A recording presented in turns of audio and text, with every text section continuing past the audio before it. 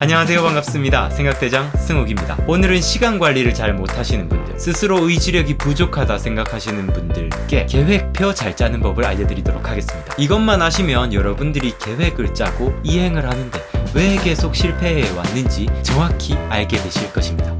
어서 구독 누르라고.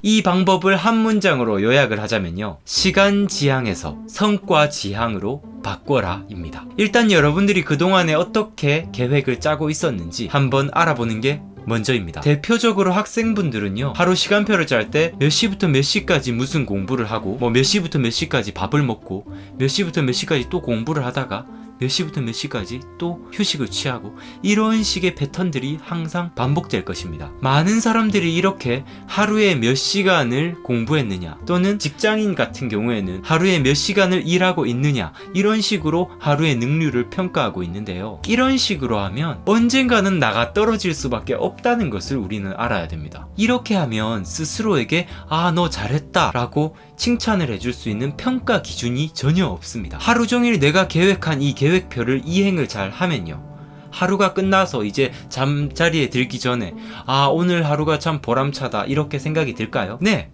기분이 좋습니다. 아주 보람찹니다. 그런데요, 아마 잠자리에 들면서 이 보람참보다 더욱더 큰 짜증이 밀려올 확률이 매우 높습니다. 무슨 짜증이냐면요, 내일 또 이렇게 해야 된다는 짜증이요. 보통 수험 생활이 힘든 이유가요, 고3 수험생분들 또는 재수하시는 분들, 대학을 졸업한 이후에도 어떤 자격증 시험이라든지 공무원 시험이라든지 이런 수험 생활을 하시는 분들이 힘들어 하시는 이유가 그거예요.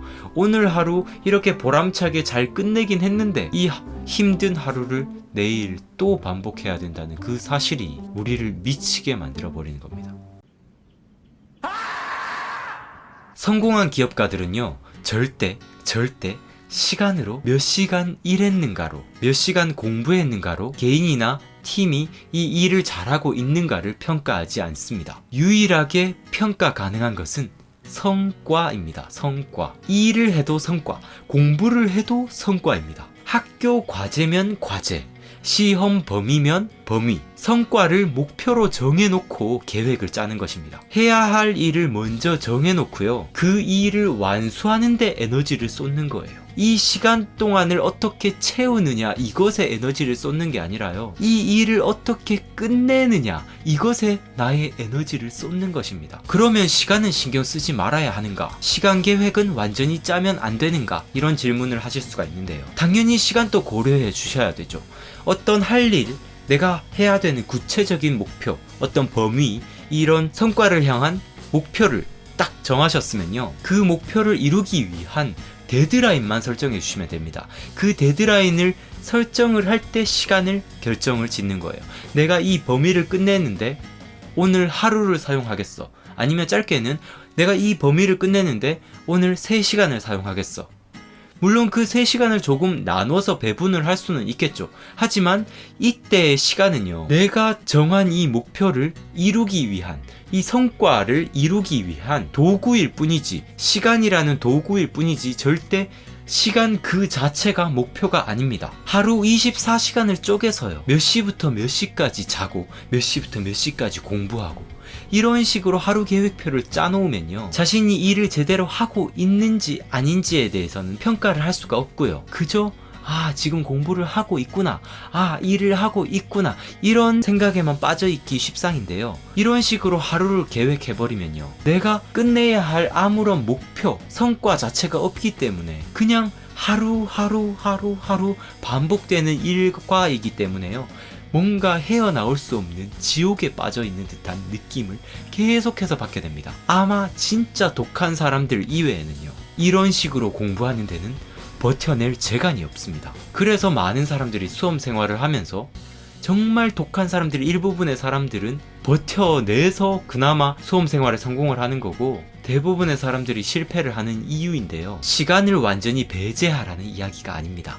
시간은요, 데드라인을 설정하는 하나의 도구로 사용을 해주시고요. 우리가 해야 되는 그 공부의 목적, 일을 하는 목적, 그 목적이 바로 성과 그 자체임을 인지를 하고 지금 우선순위로 해야 되는 그 할 일에 집중을 해야 된다는 말씀을 드리고 싶습니다. 자, 오늘의 이야기가 여러분들께 정말 도움이 되었으면 좋겠는데요.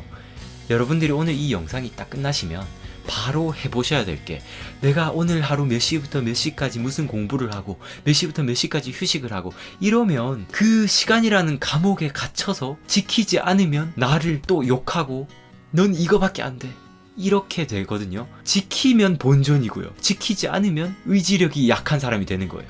그게 아니라 지금 당장 해야 할 일이 무엇인가 딱 한 가지만 결정을 하고요. 그 한 가지 일을 끝내는 데 있어서 데드라인, 내가 몇 시간이 필요한가, 이게 뭐 하루가 필요한가 아니면 일주일이 필요한가, 이 데드라인을 설정을 하고요. 이 한 가지 일을 쪼개서 행동을 나누는 거예요. 예를 들어서 시험 범위를 끝낼 게 있다면 그 시험 범위의 한 페이지부터 끝내는 것, 이 행동을 나누어서 적어보는 거죠.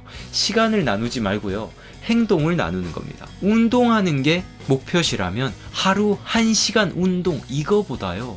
이게 아니라 내가 운동할 그 구체적인 행동, 예를 들어 오늘은 데드리프트 3세트, 이 행동을 적어 놓고요. 이 행동에 대한 데드라인, 오늘 오후 3시 전에는 반드시 이 3세트를 끝낸다 라고 목표를 정해 놓는 거죠. 이런 식으로 성과 지향적인 계획을 짜주신다면요,